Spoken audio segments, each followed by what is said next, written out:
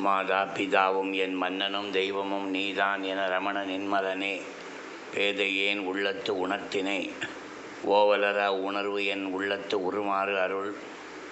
அன்பார்ந்த ஸ்ரீ ரமண பக்தர்களுக்கு என்னுடைய மனமார்ந்த பணிவான வணக்கங்களை தெரிவித்துக் கொள்கின்றேன். இன்றைய தினம் ரமண அக்ஷர மணமாலையில் 10வது 11வது பாடலை பார்ப்போம். ஒருவன் நீயே உனை விட்டு எவர் உளர் ஒரு துணை உறவே சரணமையா. ஓமென்னும் சொற்பொருள் உயர் பரம்பொருள் நீ உன்னத உணர்வே சரணமையா. ரமணாச்சரணம் ரமணாச்சரணம் ரமணாச்சரணம் சரணமையா. ரமணாச்சரணம் ரமணாச்சரணம் ரமணாச்சரணம் சரணமையா. ஒருவன் நீயே உனை விட்டு எவர் உளர் ஒரு துணை உறவே சரணமையா. தான் பாட்டு.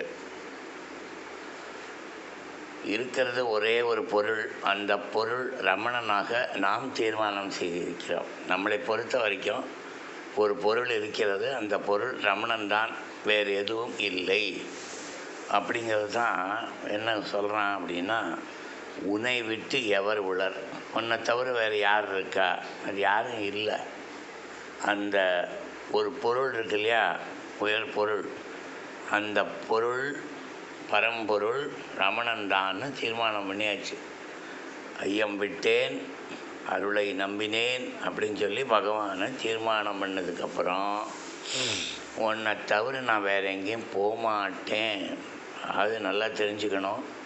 பகவான் அன்றைக்கி இருந்தார், இன்றைக்கி சரி ஒரு நம்பிக்கை அப்படி இல்லை. பகவான் இருந்து கொண்டே இருக்கிறார், தன்னை வெளிப்படுத்தி கொண்டே இருக்கிறார். கடவுளை பற்றி சொல்லும்போது நம்மளை பொறுத்த வரைக்கும் 3 விஷயம்: சத்தியம், ஞானம், ஆனந்தம். சத்தியம், ஞானம், ஆனந்தம். அனந்தம்ங்கிறது முடிவற்றது, ஆனந்தம் என்பது இன்பம். கடவுள் உண்மையாய் அறிவாய் பேரின்பமாய் விளங்குகிறார்ங்கிறது ஞாபகம் வச்சுக்கணும். என்றென்றும் விளங்குகிறார். அதை 3ஐயுமே ரமணங்கிட்ட பர்மனெண்ட்டாக எப்போவுமே பார்த்துருக்கலாம். அதனால் என்னை பொறுத்தவரை நீயே அந்த ஒரே ஒரு கடவுளான அந்த பெருங்கடவுள் நீதான். ஒருவன் நீயே உன்னை விட்டு எவர் உளர், உன்னை தவிர எனக்கு யார் இருக்கா, யாருமே இல்லை. ஏன்னா எல்லாம் நல்லா ஆராய்ச்சி பண்ணி எல்லாம் பண்ணதுக்கப்புறம் தான் செலக்டு. வேறு யாருமே இந்த மாதிரி இல்லை எனக்கு.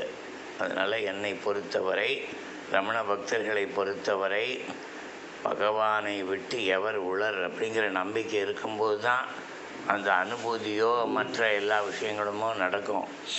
என்ன 100ல் 101 பகவானை சேவிக்கிறத விட ஒரே கடவுள் பகவான் தான் அப்படின்னு நம்பி வாழ்கின்றவர்களுடைய வாழ்க்கை ஒரு பொருள் பொருந்திய ஒரு வாழ்க்கையாக அமையும், ஒரு பொருள் பொதிந்த வாழ்க்கையாகவும் அமையும்.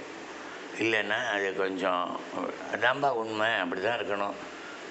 ஏன்னா அதுக்கு எவ்வளவோ தத்துவங்கள், பகவானுடைய சிந்தனைகள் எவ்வளவோ இருக்குது. ஒரு துணைங்கிறது எப்படின்னா, நல்லா ஞாபகிச்சுங்க, நமக்கு 100 பேர் தெரியும்.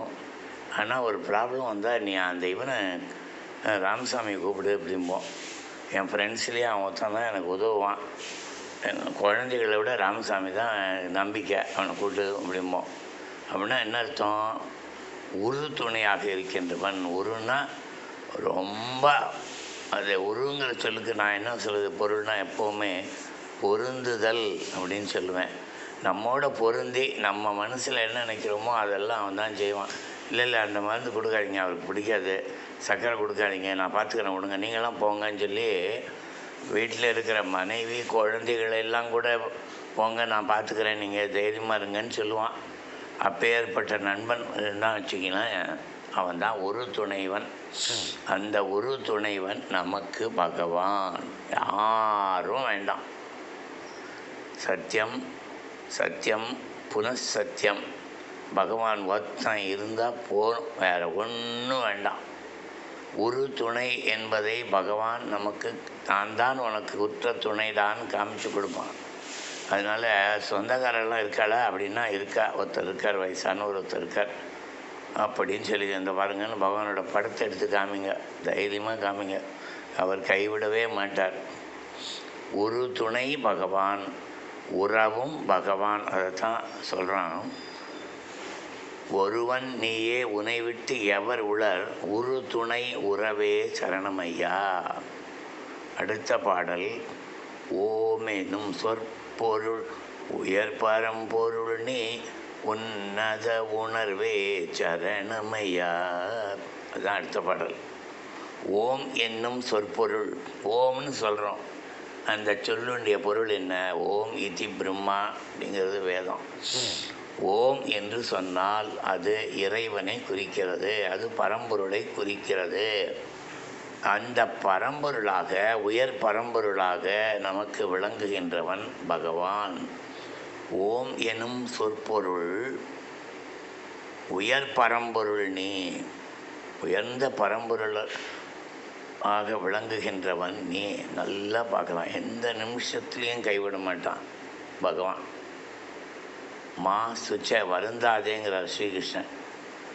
சர்வ தர்மான் பரித்யஜ மாம் ஏகம் சரணம் ரஜ அகம் துவா சர்வ பாபேபியோ மோக்ஷயிஷ்யாமி மா சுச்ச. உன்னை எல்லா விதமான தீங்குகளிலிருந்தும் விடுவிக்கிறேன்னு கிருஷ்ணன் சொன்னதை பகவான்கிட்ட நேரடியாக பார்க்கலாம். நமக்கு எவ்வளோ நாம் தப்பு பண்ணாலும் அதையெல்லாம் மன்னித்து நம்மக்கிட்ட இருக்கிற நிறை குணங்களை ஏற்றுக்கொண்டு நம்மை ஏற்றுக்கொண்டிருக்கிறார் பகவான். அதுதான் உண்மை. அது எப்படின்னா உணர்வில் புரியும். பகவான் உணர்வாக இருக்கின்றவன், பிரஜானம் பிரம்மங்கிறான். அது உணர்வு தாண்டா லைஃபு. அந்த உணர்வு தான் எல்லாமே. உணர்வே பிரம்மம். அந்த உணர்வு நம்ம சாதாரணமாக படக்கூடிய உணர்ச்சி அல்ல, அந்த உணர்ச்சிகளின் மூலம்தான் உணர்வு. அந்த எல்லாத்துக்கும் தாண்டி இருக்கக்கூடிய அந்த உணர்வில் கொண்டு நம்மளை நிறுத்துவோம். அதுதான் என்ன சொன்னால் உன்னத உணர்வே. உணர்வுகளிலெல்லாம் உன்னதமான உணர்வு. ஒரு தாட்டு வரும்போதே கூடவே 10 தாட்டு வரும். பகவானை பற்றி பேசும்போதே 100 தாட்டு வரும். அதெல்லாம் விலக்கிட்டு ஒரே மனசாக பகவானேன்னு இருக்கும்போது ஏற்படக்கூடியது தான் உணர்வு. அந்த நேற்றுக்கு சொன்ன ஒரு பாட்டில் 3 விஷயம் பகவான்கிட்ட கொஞ்சம் ரொம்ப நாள் ஆச்சு பேசி. காரணம் ஒன்று தான், அந்த அந்யோன்ய உணர்வு இன்னும் திடீர்னு அது அப்படியே வரும், பொழியும். அது இன்னும் வரல. அந்த உணர்வு இல்லாமல் சும்மா பகவானேன்னு பேசியிருந்தால் அது அசிங்கமாக இருக்கும். அந்யோன்யம். அடுத்தது சகஜம். நானும் பகவானும் எப்பவும் சகஜமாக பேசினுப்போம் அப்படிங்கிற அந்த உணர்வோடு பகவானோட பேசணும். சகஜம் இல்லாமல் தெய்வமே உனக்குன்னு பொழுதும் அந்த வேலையெல்லாம் வேண்டாம். பகவானோட க்ளோஸாக பழகு, அவரோடய பேசு, மனம் விட்டு பேசு. மனசில் ஒன்றை வச்சுண்டு பேசாத. Point number 2. அடுத்தது என்ன போட்டோம்? ஆனந்த உற்சாகம். The moment you sit with Bhagavan you should get that happiness. அப்படியே உள்ளேந்து அப்படியே பூரிச்சு வழியில் வரணும். அப்போ தான் டக்குன்னு பகவானோட வேகமாக கான்டாக்ட் பண்ணிக்கலாம். இதெல்லாம் நீங்கள் பார்த்தீங்கன்னா நிறைய பேர் பகவானோட இருந்திருப்பாங்க. அவங்களாம் என்ன பண்ணுவாங்க, ரொம்ப ஆனந்த உற்சாகத்தில் இருந்திருப்பாங்க பகவானோட பேசும்போதே. பகவானே அப்படின்னு சொல்லும்போதே பகவானும் அப்படியே ஒரு புன்முறுவல், இவனும் சந்தோஷமாக இருப்பான். அந்த நேரத்தில் தான் ஊற்றெடுத்து உணர்ச்சி வரும். அந்த உணர்ச்சியினுடைய மூல வடிவமான உன்னத உணர்வில் நாம் பகவானோடு கலந்திருப்போம். அப்போ பேசுறது செய்கிறது எல்லாம் பகவான் மட்டும்தான். அதைத்தான் குறிப்பிட்டான். ஒருவன் நீயே உன்னை விட்டு எவர் உளர் அப்படிங்கிறது அதுதான். உன்னத உணர்வும் பகவான் தான். அந்த பகவானுடைய உன்னத உணர்வில் நாம் வாழ்வோம் என்று கூறி நிறைவு செய்கிறேன். ஓம் நமோ பகவதே ஸ்ரீ ரமணாய.